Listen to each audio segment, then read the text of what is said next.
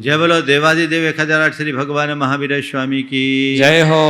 अहिंसा परमो धर्म की जय हो। परम पूज्य आचार्य गुरुवर श्री विद्यासागर जी महाराज की जय हो। बोले परम पूज्य गुणायतन प्रणेता मुनिवर्षी प्रमाण सागर जी महाराज की, मुनिवर्षी अरहत सागर जी महाराज की।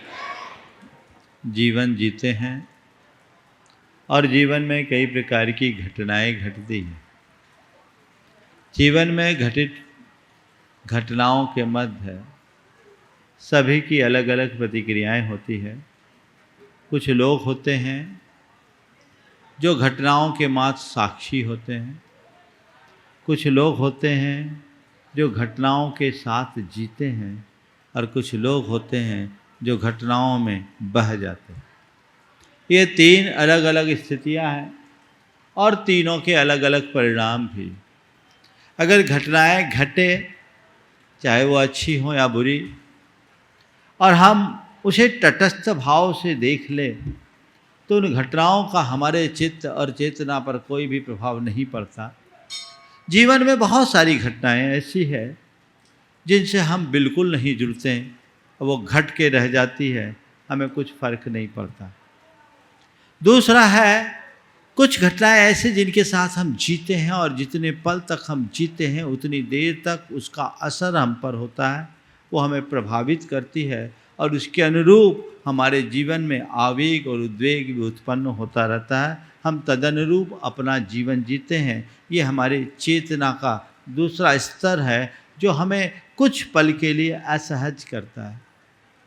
लेकिन कुछ लोग हैं जो घटनाओं से इस तरह प्रभावित हो जाते हैं कि घटना के बहाव में बह जाते हैं। घटना घट जाने के बाद भी उसकी स्मृतियां हृदय में बैठी रहती है, और जो जीवन भर चित्त को उद्वेलित करते रहती है। आज से 20 बरस पहले कुछ घटा और उसकी स्मृति आज भी हमारे हृदय में अंकित है, और जब वो उभरती है हमें असहज बना देती है, अंदर से उद्वेलित और उद्विग्न कर देती है, और वो हमारे मन को अशांत करती है। ये तीन तरह की स्थितियां हैं। जो घटनाओं के साक्षी बनते हैं उनके जीवन में हर पल आनंद होता है। जो घटनाओं के साथ जीते हैं उनमें कुछ काल के लिए कुछ खटपट होता है, लेकिन जो घटनाओं में बह जाते हैं उनका जीवन कभी संभल नहीं पाता। वो अपने जीवन में हमेशा दुख ही भोगते हैं। आज बात मैं आप सबसे उसकी ही करने जा रहा हूँ। निर्जरा, कर्म की निर्जरा। मैंने आपको निर्जरा का अनुभव कराया, बंध का अनुभव कराया। निर्जरा का कैसे अनुमान किया जा सकता है पिछले 2 दिनों में बताया।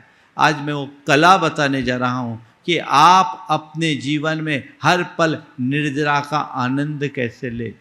2 दिन पूर्व मैंने आप सबसे कहा था कि आकुलता बंधन है और निराकुलता निर्जरा है। अगर चित्त में रंचमात्र आकुलता आ रही है तो समझ लेना मैं बंध कर रहा हूँ, और निराकुलता है तो समझ लेना निर्जरा है। तो मैं आकुलता से निराकुलता की ओर कैसे बढ़ूं? कल मैंने आप सबसे कहा था कि तप के द्वारा जो निर्जरा की जाती है वही सार्थक होती है, और तप के द्वारा की गई निर्जरा केवल व्रतों से संयुक्त व्यक्ति करते हैं। जिनके जीवन में व्रत है वो तप करता है। और कल मैंने आपको व्रत और तप के संदर्भ में एक बात की थी कि व्रत केवल वह नहीं जिसे हमने रूढ़ मान रखा है कि ये व्रत लो वो व्रत लो। व्रत है हमारे मन का संकल्प, और तप है हमारे इच्छाओं का निरोध। अगर मनुष्य अपने अंदर की इच्छा आसक्ति को निरुद्ध कर लेता है और उसे निरुद्ध करने के लिए संकल्पित हो जाता है तो उसे हर पल निर्जरा का अवसर मिलता है। एक ज्ञानी और अज्ञानी में यही अंतर है।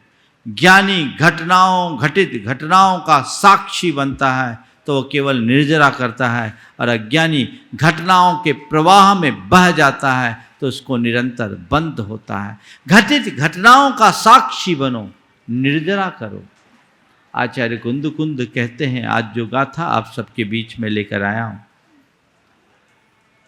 उभोज मिंद ये ही दब्बान मचेदनान मिदरानम जम कुणदिशम डिठी तम सब्बम निज्जर निमित्तम। एक सम्यक दृष्टि चेतन अचेतन किसी भी द्रव्य का उपभोग करता अपने इंद्रियों से, तो उसका इंद्रियों का उपभोग भी निर्जरा का निमित्त बनता है। ये बात बहुत आसानी से हजम नहीं होगी। हमने तो सुना है कि भोग बंध का कारण है, और आप यहां आज फरमा रहे हो कि सम्यक दृष्टि जो भी भोग करता है उसका वह भोग निर्जरा का निमित्त बनता है। हाँ, बनता है, बन सकता है, अगर तुम भी उसमें दक्ष हो जाओ तो। यदि तुम्हारे अंदर इस आसक्ति नहीं है, इच्छा नहीं, स्पृहा नहीं, तो बंद नहीं। तुम्हारी आसक्ति तुम्हें बंद कराती है, जो तुम्हें आकुल करे, जो तुम्हें व्याकुल करे, वह बंध का कारण है। तटस्थ भाव से चीजों को जानो और देखो। मेरे कानों में कोई स्वर लहरी आ रही है, कर्ण का विषय वो बनेगी। कानों तक आवाज आई और गई, मेरा ध्यान उधर खिंच गया और उस आवाज से मैं प्रभावित हो गया, तो मुझे बंद हो रहा है। और कानों में आने वाली आवाज को सुनकर मैंने अनसुना कर दिया, तो मेरी निजरा हुई। मेरे आंखों के सामने कोई बहुत सुंदर रूपवान व्यक्ति या कोई सुंदर दृश्य है, आंखों का विषय बना, देखा और देखकर रह गया। मेरे मन में उसके प्रति कोई इष्टानिष्ट संकल्प विकल्प नहीं आया, तो मुझे कोई बंध नहीं हुआ, निर्जरा हो गई। लेकिन मैं सामने वाले के रूप पर आकृष्ट होकर मुग्ध हो गया, तो मैं उससे प्रभावित हो गया, बंद हो गया। पांचों इंद्रियों के जो भी विषय हैं, वो विषय इंद्री के विषय बने और हम उसमें अपने मन को न जोड़ें, तो वो इंद्री जय है, निर्जरा का कारण है। और इंद्री के विषयों में जब हमारा मन जुड़ता है, तो उसमें इष्टानिष्ट संकल्प विकल्प होता है, और मन का यह इष्टानिष्ट संकल्प विकल्प हमें बंधन में डालता है। जो महान योगी होते हैं, जो वीतरागी मुनि होते हैं, जो आत्म ध्यान में निमग्न होते हैं, उनके हृदय में कोई भी इष्टानिष्ट संकल्प विकल्प नहीं होता। वे आत्मद्रष्टा होते हैं। उनके लिए गुरुदेव ने लिखा है, ना भूत की स्मृति, ना अनागत की अपेक्षा, भोगोपभोग मिलने पर भी उपेक्षा। ना भूत की स्मृति, न अनागत की अपेक्षा, भोगोपभोग मिलने पर भी उपेक्षा। ज्ञानी जिन्हें विषय तो विष दिखते हैं, वैराग्य पाठ उनसे हम सीखते हैं।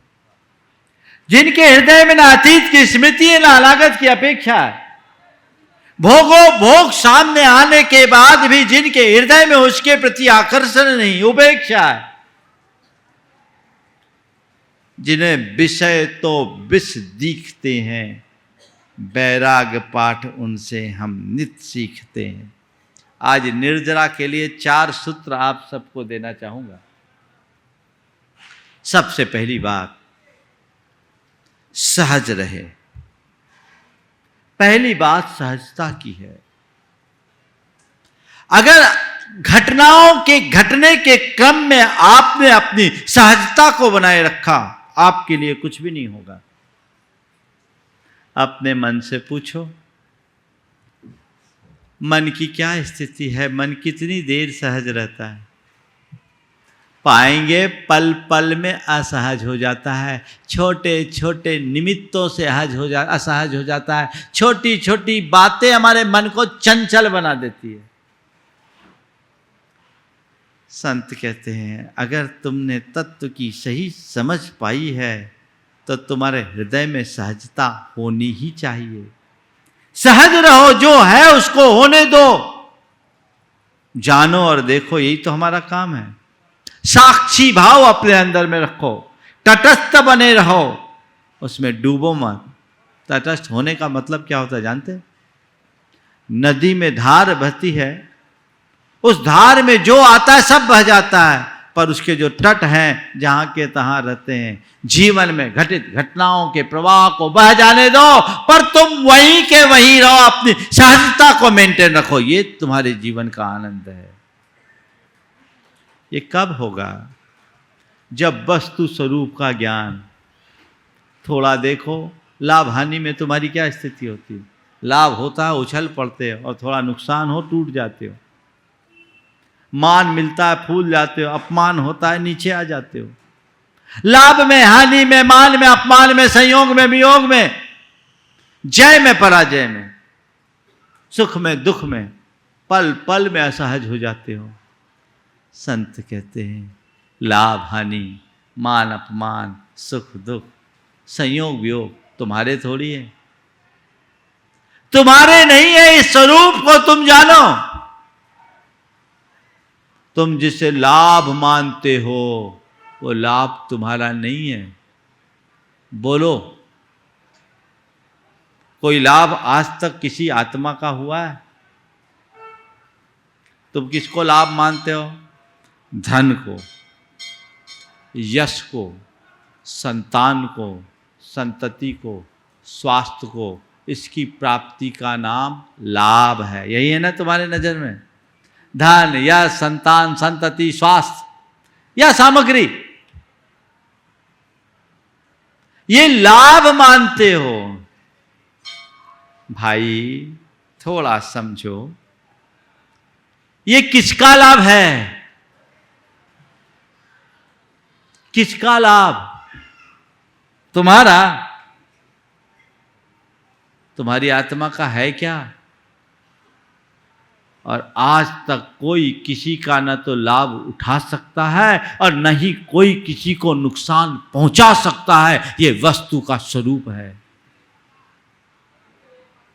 जगत का एक परमाणु भी इधर से उधर नहीं हो सकता। आत्मा का क्या लाभ? न तो धन आत्मा का है, न यश आत्मा का है, न सत्ता आत्मा की है, न संपत्ति आत्मा की है, न सामग्री आत्मा की है, न संतति आत्मा की। आत्मा की क्या है? आत्मा केवल आत्मा है। ये श्रद्धान अंदर बैठता है। जब मेरा केवल मैं हूं और मैं अपने आप में परिपूर्ण हूं, उसमें न कुछ जुड़ सकता है न ही उससे कुछ हट सकता है। जिस मनुष्य के हृदय में प्रगाढ़ श्रद्धान होता है, वो जीवन में हमेशा सहज बना रहता है।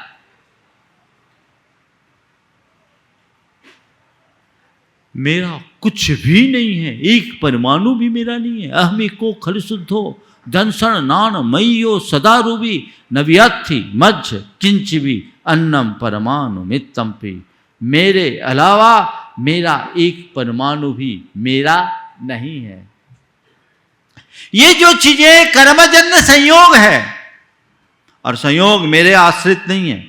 संयोग अनेक कारणों से बनते हैं। अनुकूल होने पर चीजें आ जाती है और प्रतिकूल होने पर चीजें बदल जाती है। जो आया वो भी मेरा नहीं, जो गया वो भी मेरा नहीं। आया उसमें भी मैं निमित्त मात्र हूं और गया उसमें भी मैं मात्र निमित्त हूं। ये समझ जिस मनुष्य के हृदय में बैठ जाती है वो कभी विचलित नहीं हो सकता।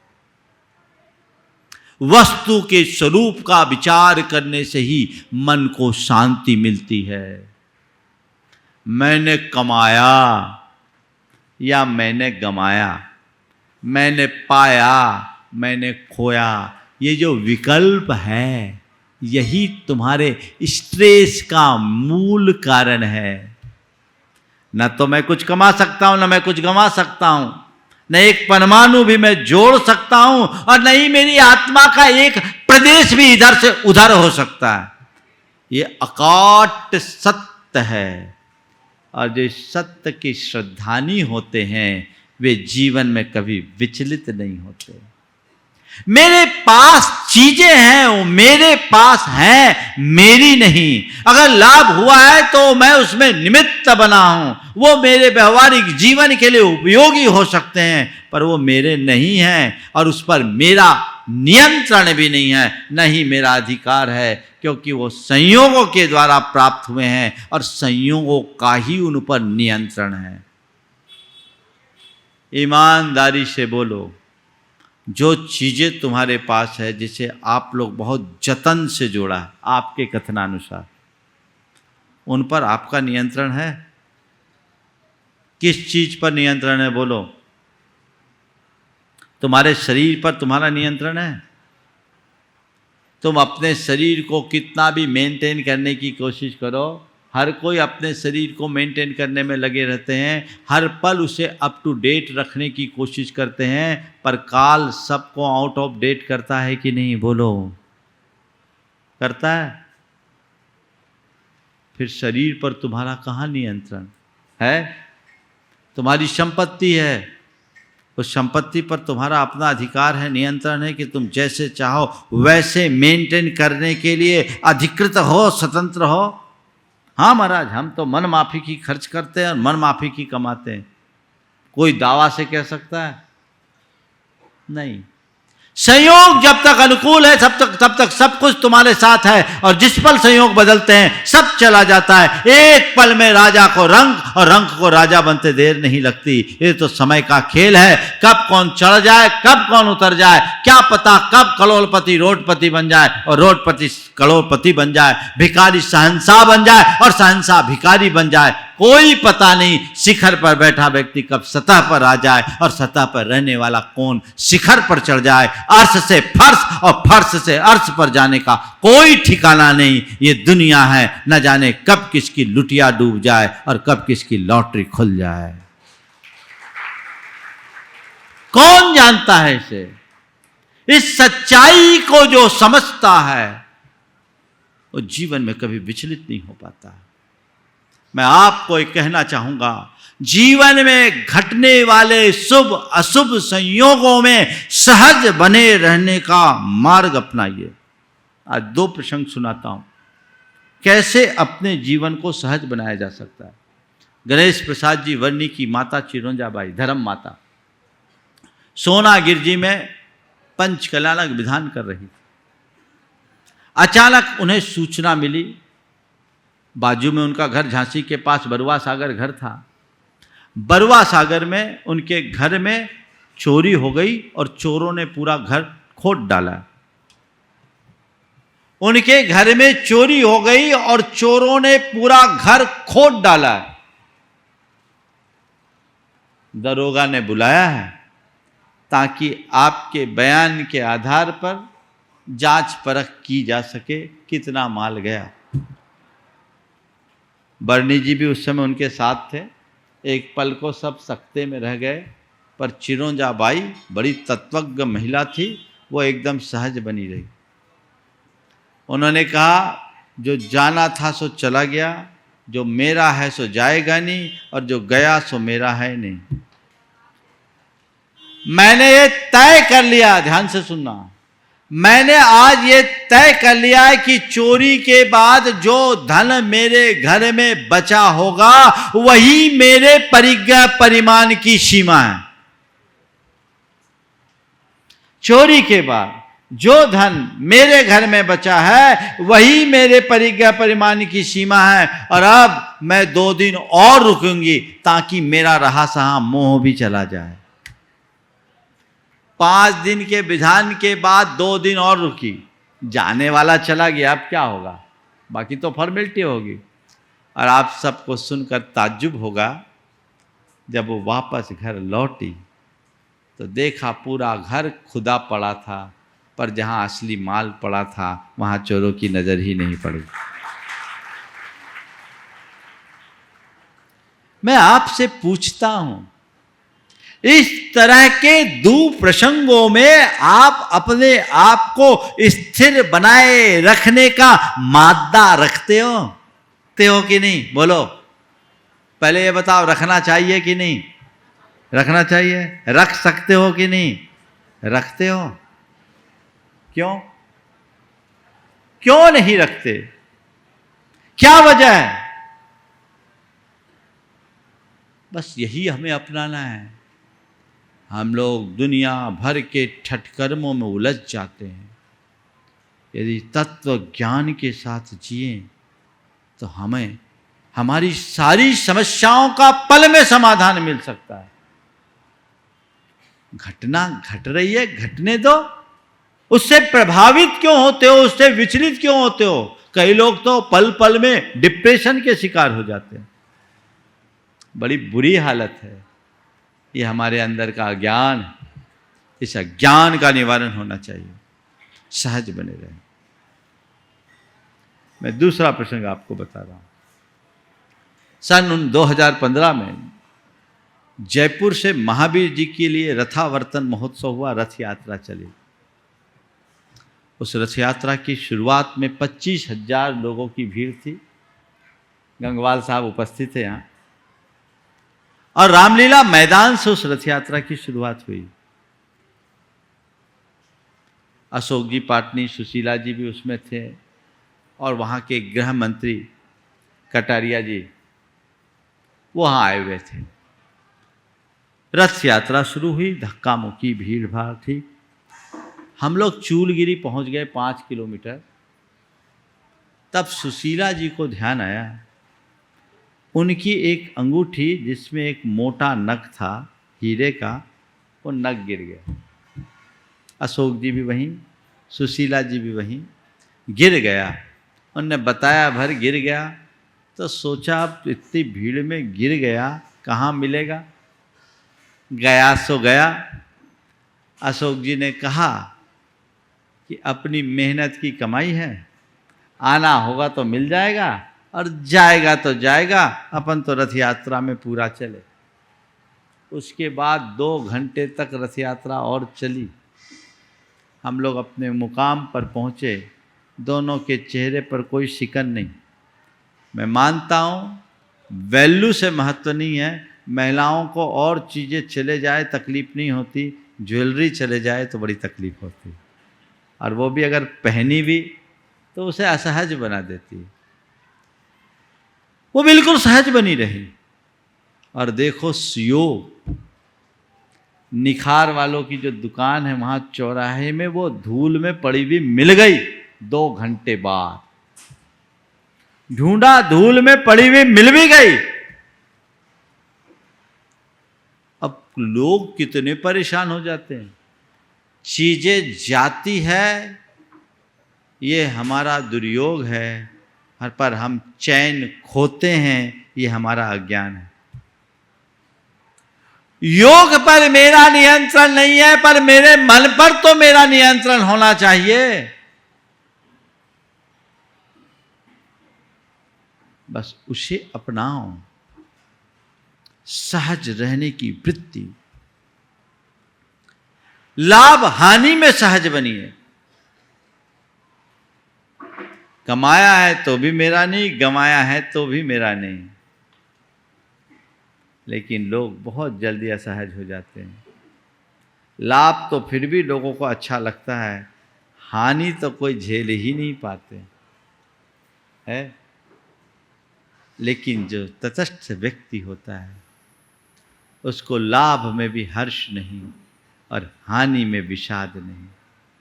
समभाव अपने अंदर सहज होना चाहिए। कितना भी कमाओ, बौराओ मत। और अगर नुकसान हो जाए तो बौखलाओ मत। बौराना और बौखलाना दोनों असहजता है। मेरे संपर्क में एक सज्जन, जिनकी एक प्रॉपर्टी थी जिसे वो बेचना चाह रहे थे, और 2-3 साल से बिक नहीं रही थी। ठीक है, बेटा परेशान था बेचने को लेकर। पिता ने कहा, बेटा देख, अपने हाथ में प्रयास है, परिणाम नहीं। और ये हकीकत है कि नहीं है? बोलो। हमारे हाथ में तो केवल प्रयास है, परिणाम कहाँ? हम एफर्ट कर सकते हैं, रिजल्ट हमारे हाथ में थोड़ी है। हम अच्छे से अच्छा प्रयास करें, पर अच्छे प्रयास का अच्छा परिणाम आए ही, ये हमारे हाथ में नहीं है। हमारे क्या, किसी के हाथ में नहीं है। समय आएगा होगा। और अब हुआ ये कि वो प्रॉपर्टी बिकी, बेटे ने डील की, और जो उनसे उनकी एक्सपेक्टेशन थी उससे 1.5 गुनी कीमत मिल गई। बेटा उछल पड़ा, बोला पापा गजब हो गया, इतने दिन बिकी नहीं, हमें 1.5 गुनी प्रॉफिट हो गई, जो हम लोगों ने टारगेट रखा था उससे 1.5 गुना। पिता ने कहा ठीक है बेटा, 1.5 गुना हुआ ना, अपन ने जितना टारगेट रखा था वो अपना, बाकी अपने को दान करना है। उस आदमी ने 75 लाख रुपए का दान कर दिया। लाभ में संभाव, लाभ में संभाव। इतना हमने जो टारगेट रखा था उससे 1.5 गुनी प्रॉफिट हुई है, और जो एक्स्ट्रा प्रॉफिट वो हमारी नहीं है, हो गया, हमको इतना रुपया दान करना है। आप सोच सकते हैं। और एक व्यक्ति को 85 लाख रुपए का नुकसान हुआ। देखिए जीवन का मजा क्या है। 85 लाख रुपए का नुकसान हुआ, उनके बेटे ने गलत पॉलिसी अपनाई और 85 लाख रुपए का नुकसान हुआ। उस नुकसान की हालत में उस आदमी ने 15 लाख की बोली ले ली। 85 लाख का नुकसान, और उस नुकसान की हालत में 15 लाख की बोली ले ली। उसके मित्रों ने कहा भैया तुझे इतना बड़ा नुकसान हुआ, फिर तू इतनी बड़ी बोली 15 लाख की कैसे ले रहा है? बोला मैं सोचा हूं नुकसान भी राउंड फिगर में हो जाए, नुकसान भी राउंड फिगर में हो जाए। यह दृष्टिकोण आप अपने अंदर विकसित कर सकते हो कि नहीं? अब बताओ 85 का नुकसान हुआ, 1 करोड़ का हो जाता तो कौन रोकता? जैसे हमने 85 को झेला वैसे ही 15 और सही, कम से कम अच्छे काम में तो लगा। आप कर सकते हो ऐसा? और ये नुकसान नुकसान नुकसान नुकसान, उससे क्या होगा? जब अच्छा करने का अवसर होता है तो व्यक्ति को कभी मुहूर्त नहीं देखना चाहिए, कर डालना चाहिए।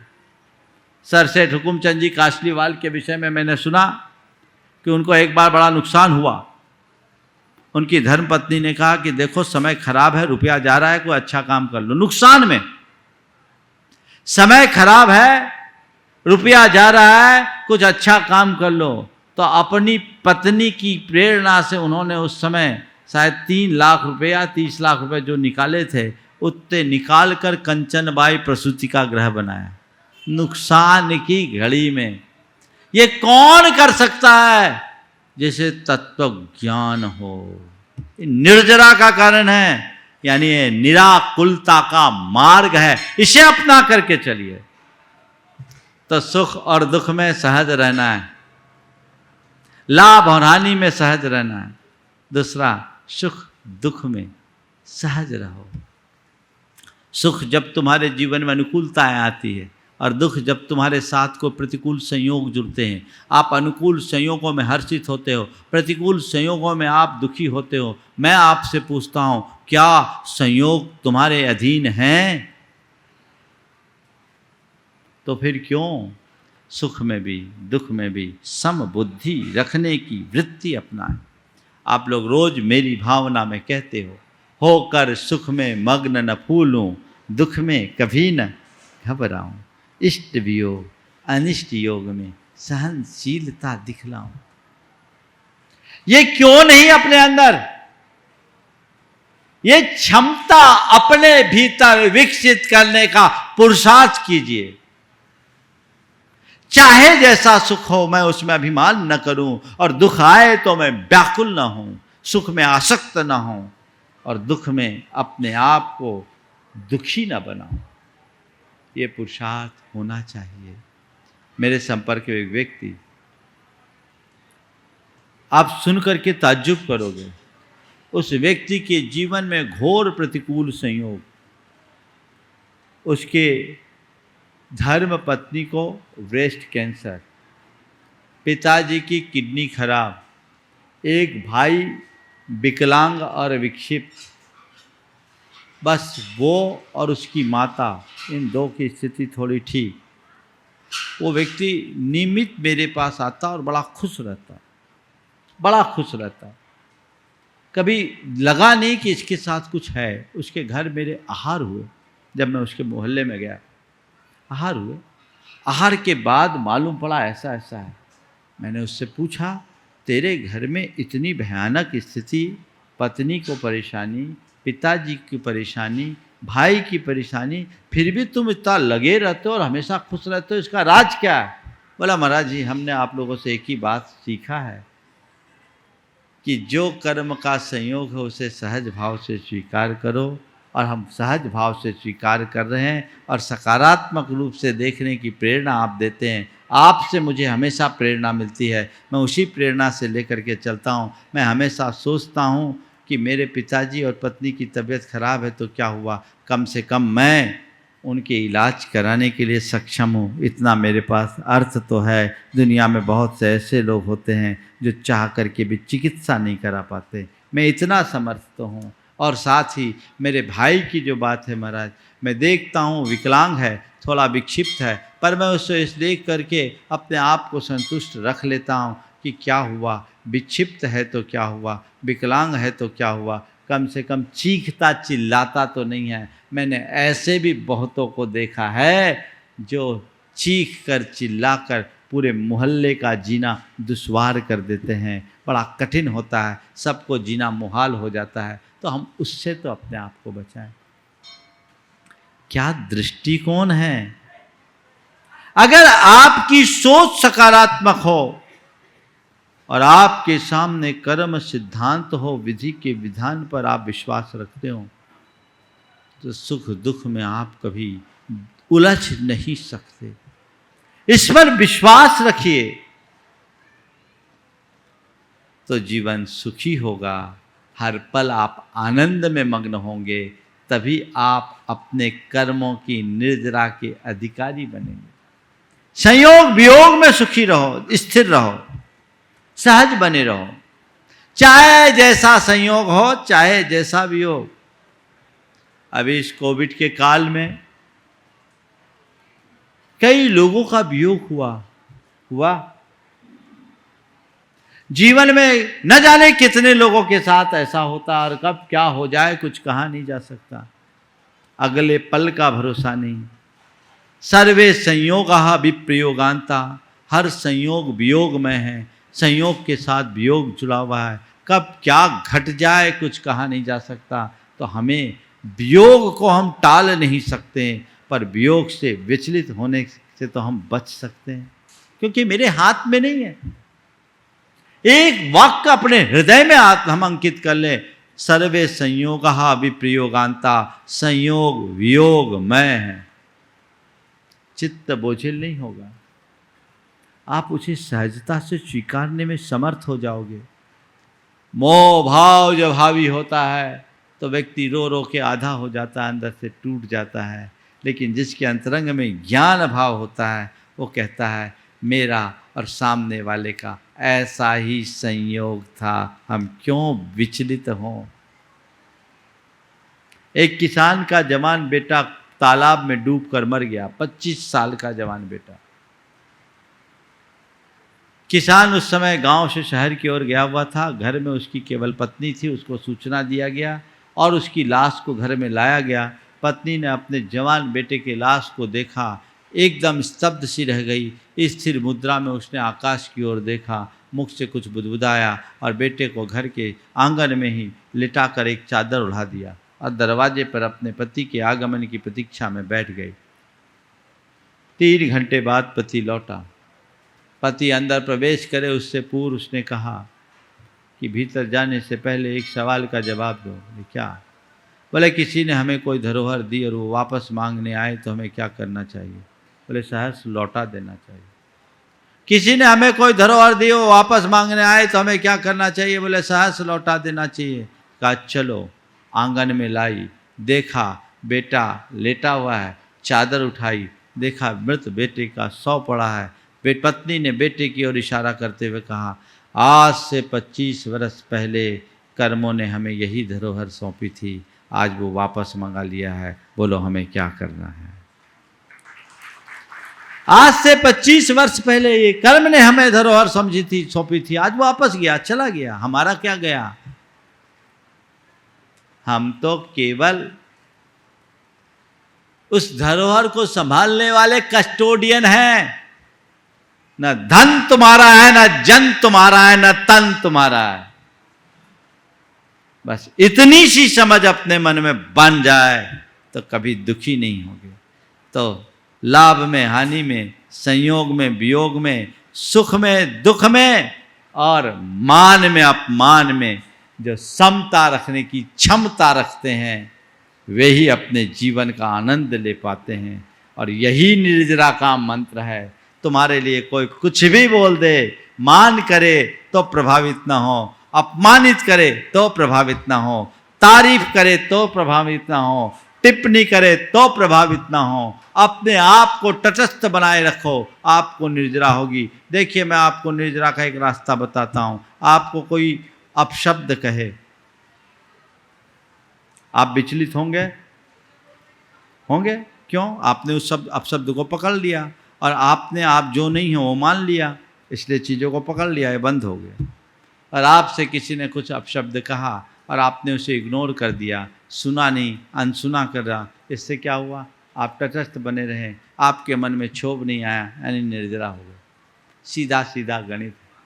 घटनाओं से प्रभावित होने वाले बंद करते हैं और घटनाओं से तटस्थ बने रहने वाले मुक्त होते हैं। हमें मुक्ति चाहिए तो जीवन में घटित घटनाओं के प्रति तटस्थ बने रहने का भाव जगाइए। समय आप सबका हो गया है, यहीं पर विराम। बोलिए परम पूज्य आचार्य गुरुवर श्री विद्यासागर जी महाराज।